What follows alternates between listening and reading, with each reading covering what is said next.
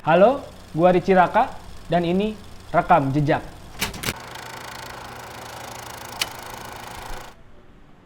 Perkenalkan, nama gua Rici Raka Iskandar, biasa dipanggil Rici. Gua berteater dari tahun 2010. Awal mula masuk SMK sih, di salah satu SMK di Cengkareng. Itu gua awal mula itu sebenarnya nggak ada kepikiran sih masuk ke teater gimana ya, karena di salah satu jurusan gua itu di broadcasting mewajibkan gua untuk berteater gitu. Pada awalnya gue juga nggak terlalu berminat dengan teater gitu, karena pikiran gue pada saat itu teater kan identik dengan kayak apa ya, drama-drama kayak Putri Salju atau misalkan Cinderella gitu kan, yang ada Putri Salju yang didatangi oleh pangeran, atau misalkan Cinderella yang sepatunya hilang gitu kan, lalu ditemukan oleh pangeran, ternyata nggak segitulah gitu.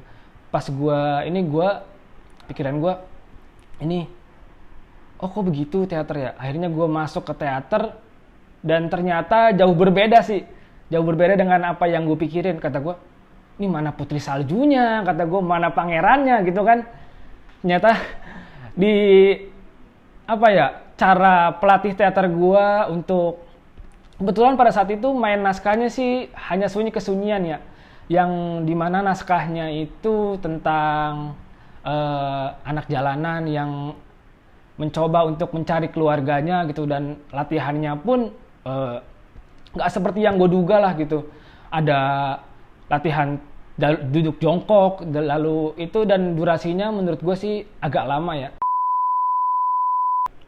Gue mainin naskah pada saat itu di SMK gue itu, naskahnya Hanya Sunyi Kesunyian atau Hasuke, tentang naskah anak jalanan gitu yang urak-urakan, dan latihannya pun berbeda ya dengan yang apa gue bayangin gitu.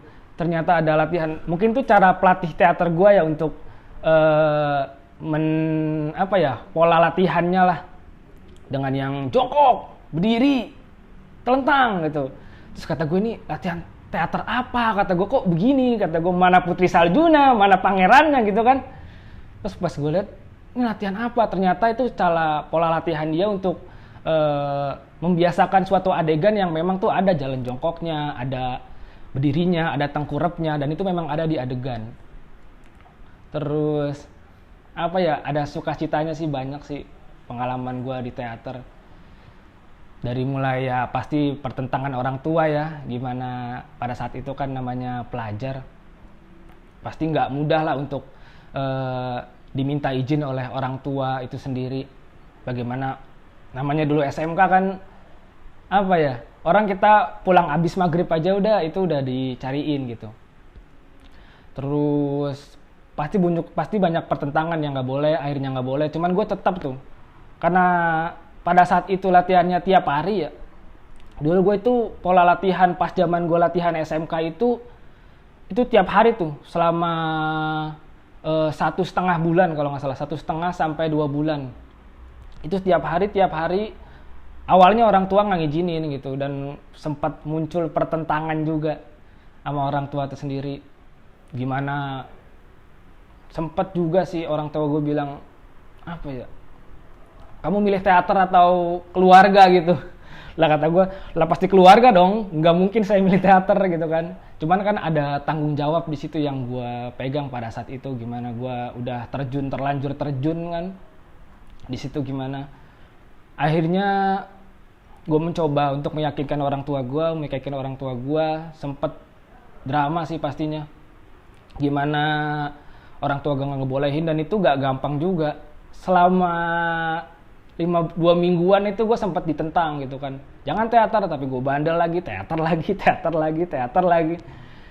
Sampai akhirnya muncul kayak orang tua gue juga ya udahlah mau gimana juga kan.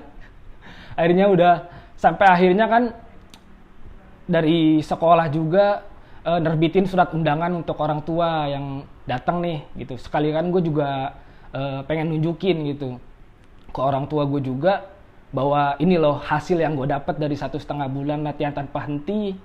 Dan Gue pengen nunjukin kalau gue tuh latihan di sekolah untuk kegiatan yang positif.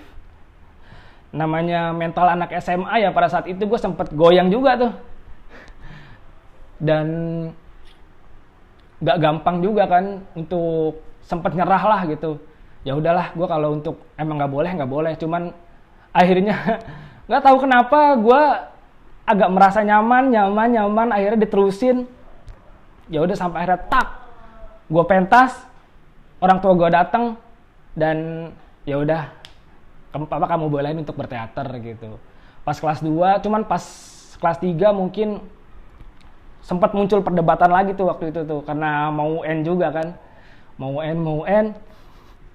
Akhirnya gue coba untuk meyakinkan lagi, dan emang damai dunia pelajar ya pasti untuk kekangan orang tua untuk anak berusia umur 15-18 tahun itu kan nggak mudah juga. Makanya untuk teman-teman pelajar yang sekarang, coba ya yakinkan ke orang tua lu bahwa ini loh yang gue dapet, ini loh yang gue hasilkan, dan itu gue nggak main-main di teater. Ada banyak hal positif yang bisa gue dapet di sana gitu, dan itu nggak cuma kegiatan yang main-main aja gitu. Ada banyak sih yang gue dapet di teater, manfaat-manfaatnya gitu. Dari mulai yang tadinya gue berpikir teater itu cuma ya hal yang drama yang gue bilang tadi tentang putri salju terhadap pangerannya gitu. Terus misalkan ada adegan Cinderella yang membuat sepatu, pas gue masuk ke dalamnya ya nggak cuma itu aja gitu. Ada banyak pemikiran-pemikiran yang bisa gue dapat dari mulai adanya bedah naskah, dan itu di situ kan pasti kita membaca bagaimana situasi naskah di sana, apa yang bisa harus gue dalamin di sana, dan itu kan pasti ilmu baru juga di situ. Ya teater lah bukan cuma sekedar kita acting segala macam, reka adegan, nggak sesimpel itu sih bagi gue.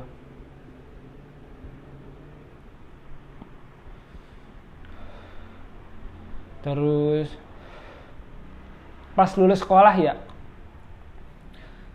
sekolah awalnya gue sempat udah tuh teater lah, gue masuk ke kampus, dan gue tuh nggak pengen juga sebenarnya untuk melanjutkan ke teater gitu. Pada saat itu gue masuk UKM itu kan nggak cuman satu ya, dan niat gue ke teater itu lagi-lagi gue terperangkap lagi di situ. Pada saat itu gue terperangkap lagi, gue tuh nyata itu banyak tuh yang gue ikut UKM tuh. Ada lembaga pers mahasiswa, ada misalkan lembaga dakwah kampus gue ikutin, ada lagi apa lagi ya, forum sastra bahasa gue ikutin di situ. Dan gue tuh emang nyata teater tuh bukan pengen menetap di situ, enggak, cuman pengen tahu lah gitu pola latihan yang di gue SMK sama yang di gue kuliah tuh gimana gitu. Dan ternyata lagi-lagi sampai seiring berjalannya waktu, dan akhirnya lagi gue ikut UKM hanya teater lagi tuh. Sempat jadi ketua UKM juga itu 2 tahun, periode 2015 sampai 2017 di salah satu teater di Jakarta Pusat, teater kampus. Kata gue, waduh lagi-lagi teater lagi nih, kata gue. Ya kejebak lagi itu hitungannya di zona nyaman itu kan. Dampak yang gue dapet ya, atau manfaat yang gue dapet ya, ada banyak sih. Dari mulai terutama pola gue berkomunikasi dengan orang lain gitu, pola gue berorganisasi juga. Dari yang tadinya gue itu gak mengenal apa itu organisasi lah, gimana cara kita berorganisasi, sampai akhirnya gue di teater tuh diajarin tuh bagaimana cara kita merekap struktur organisasinya di sana. Ada yang namanya stake manager, ada yang namanya di sana lighting, artistik. Di situ kan gue belajar juga. Dan yang paling berpengaruh sih pola komunikasi gue sih terhadap orang lain. Gimana cara kita memperlakukan orang lain, mengenal karakter orang lain. Di situ memang di teater dibahas juga kan gitu. Kalau dibilang kenangan-kenangan sih banyak juga sih yang gue dapet. Namanya latihan 1,5 bulan itu kan setiap hari. Gimana gue, bagusnya rumah gue deket tuh dari sekolah gitu. Gue pulang sekolah itu 2:30. sampai jam 4 itu harus mulai latihan lagi. Jadi gue tuh di rumah tuh cuman ganti baju, makan, latihan lagi, dan itu setiap hari tuh sampai 1,5 bulan. Dan yang gue dapat bagaimana cara pelatih gue kan memperlakukan anak muridnya itu begitu spesial waktu itu. Memang latihannya itu nggak biasa dari yang lain, bagaimana direbus.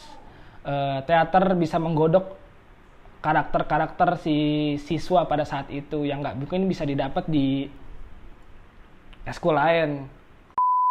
Ini untuk sekali lagi ya, Teater Biru itu memperlakukan gue pada saat itu, gue waktu kelas 1 itu latihan 1,5 bulan itu nggak dapet dialog tuh sama sekali tuh, nggak dapet dialog dari naskah hanya sunyi kesunyian, dan itu pertunjukannya waktunya 40 menit.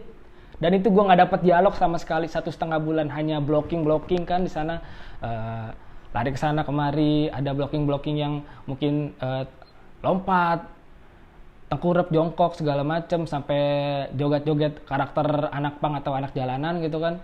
Itu gue baru dapet dialog itu waktu kelas 2 tuh, waktu pertunjukan namanya Jakatarup atau Kasih Tak Sampai kalau nggak salah. Nah itu gue baru dapat latihan 1,5 bulan lagi, itu baru dapat 2 dialog doang tuh, dapat dua baris dialog. Latihan 1,5 bulan lagi, gue baru dapat dialog itu di kelas setelah 2 tahun mengikuti teater, baru dapat 2 dialog di situ. Alhamdulillah tuh waktu pertunjukan Jakatarup itu dapat juara 1 kalau nggak salah di Festival Teater Pelajar se-Jakarta Barat. Alhamdulillah waktu itu nyokap gue juga nonton sama bokap. Sekali lagi gue tunjukin bahwa teater kan mampu memberikan dampak positif di gue, dan ini yang gue persembahkan untuk orang tua gue juga.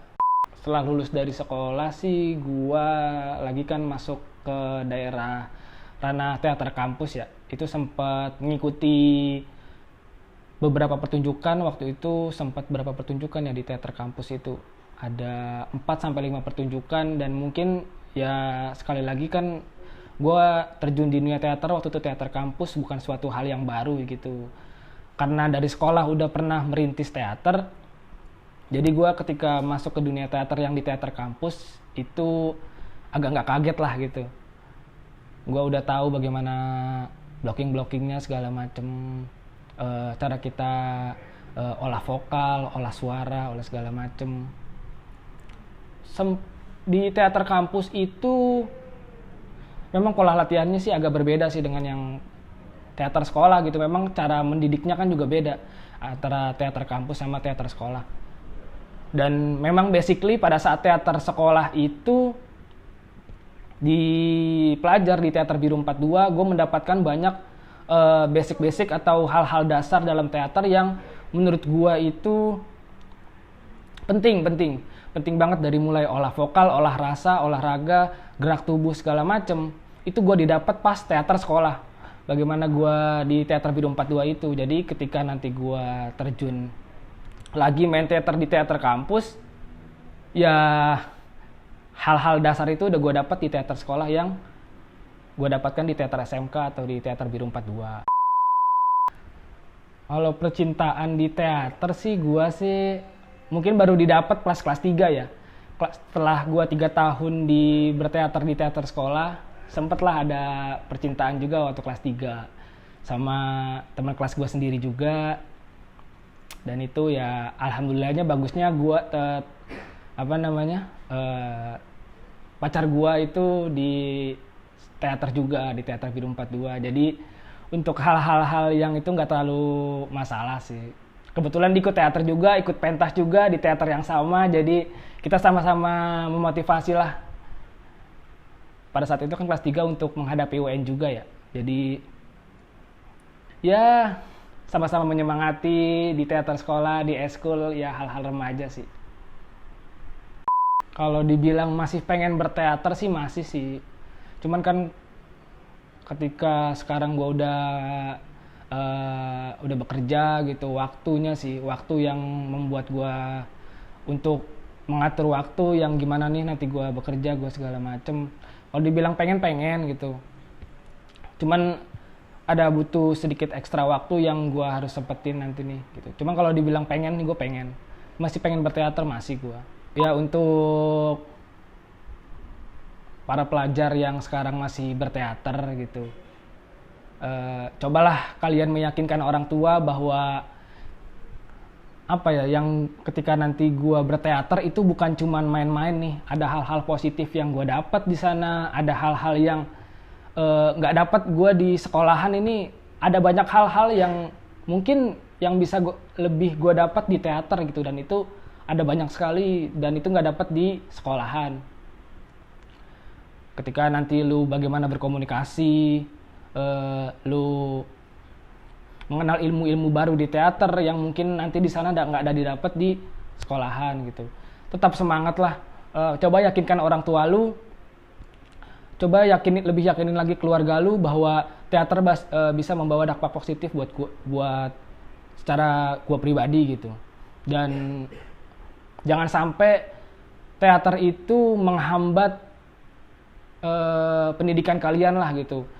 Mungkin di masa remaja yang kalian ini sekarang memang untuk mengatur waktunya agak sulit gitu, tapi justru ini ketika kalian sudah mulai berteater itu pilihan hidup kalian gitu. Jadi coba kalian bagaimana mengatur waktunya, gimana tetap nilai gua tetap berkembang, mungkin meningkat ya, jangan sampai itu menurun gitu. Tapi teater juga kalian harus bertanggung jawab atas teater yang kalian udah pilih nih gitu.